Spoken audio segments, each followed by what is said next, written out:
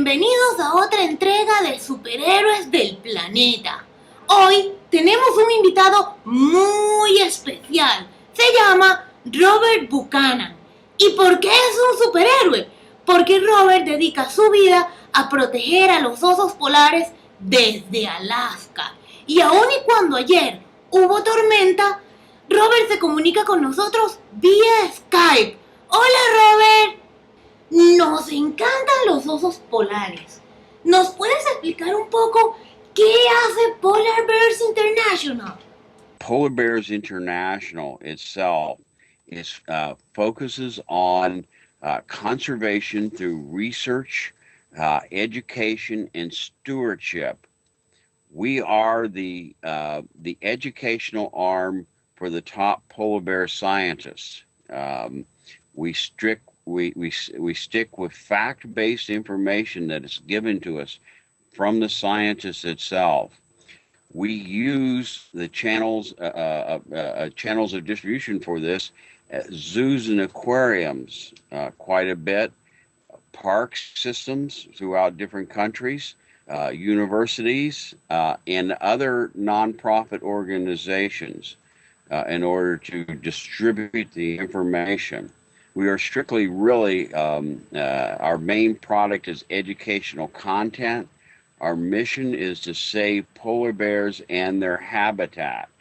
And that's key, because if you save the polar bears, you save so many other species. They are the top of the food chain, and they're what we call a sentinel species.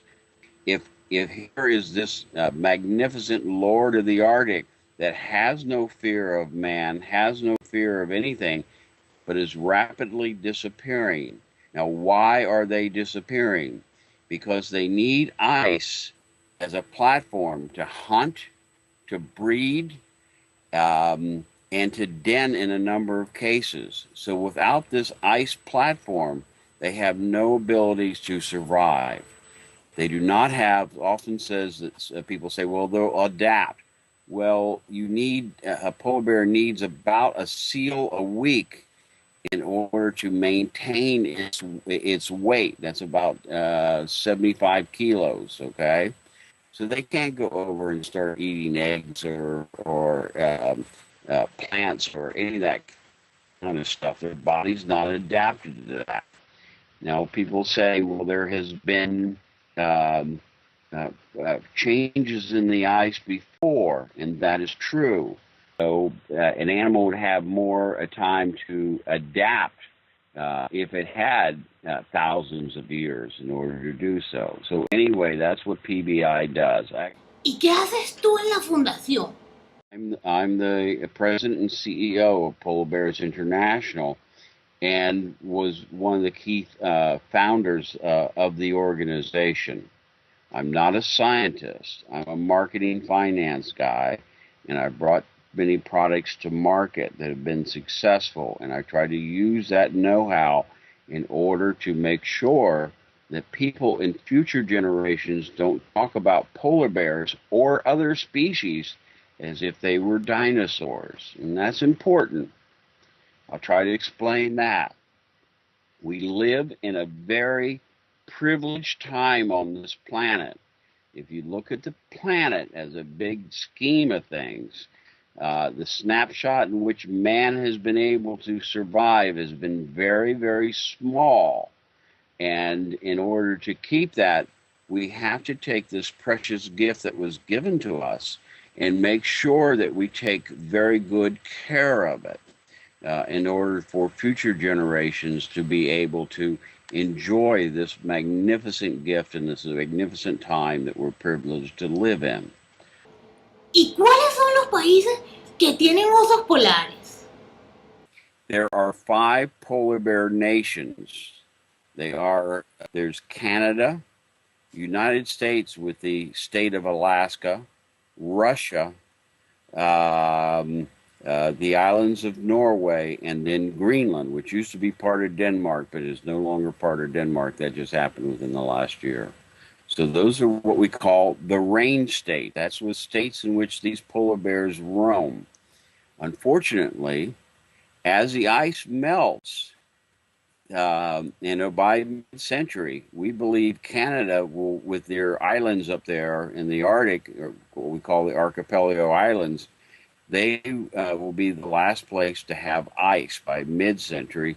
And there's a very strong probability by the end of the century, there won't be ice around those islands. So therefore, there is a high risk of losing this species on the planet. Now remember, we lose about 3 species an hour that go extinct, but we can't change the laws of physics. And the laws of physics says that if you put CO2 in the atmosphere, the planet is going to warm. That's a fact. That's basic science, okay? Ajá. Entonces el CO2 sube a la atmósfera y se recalienta. Eso hace que se derritan los polos.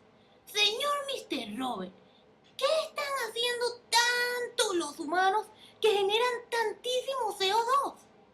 The number one thing is the burning of the rainforest. This is huge. It's putting a huge amount. All these trees are nothing but carbon.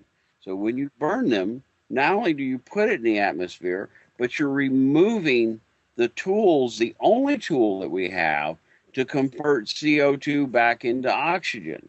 Trees and plants are the only thing that we know that can do that. We don't have any mechanism to do that at all. Man doesn't.